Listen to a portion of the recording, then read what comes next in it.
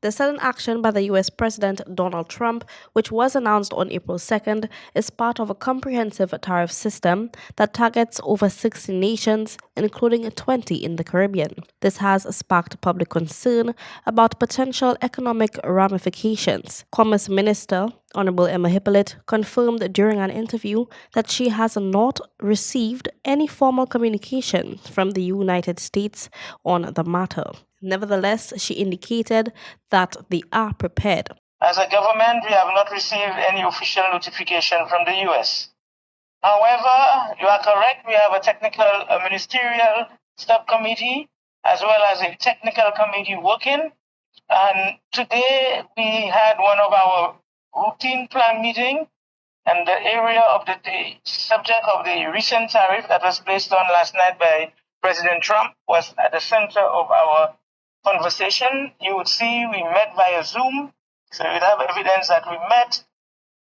We discussed quite a few items, and again, I do not want to say what they are. We had about 7 points. We came up with some mitigating measures, but we first have to table it to the cabinet on Monday. She shared that after the cabinet has accepted their recommendation, official statements will be made to the public. Hippolyte responded to the public anxiety, particularly about how the tariffs may impact grocery and retail prices, urging for persons to remain calm. We have a government that is as concerned as they are, and we have a government that is working to look at alternative measures as to how we can mitigate the impact.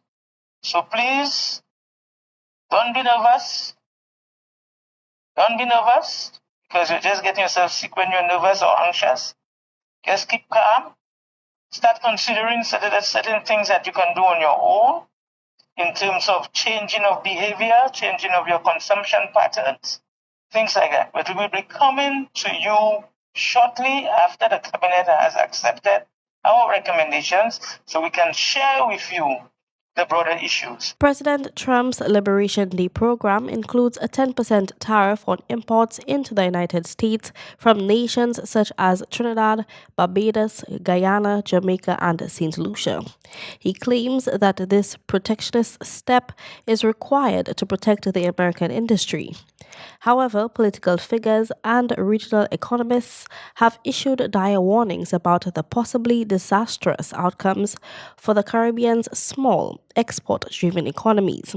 The minister highlighted importance of regional cooperation in navigating the trade crisis. As a government, there are certain things we can do as a government here, but there are a lot of things we have to do as a Caribbean region together. We are working on both fronts. We are working locally, we are working regionally.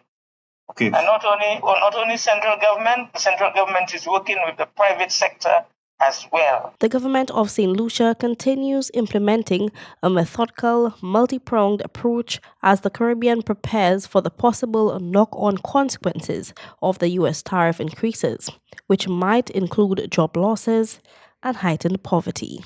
Kayla Edwin, MBC Prime.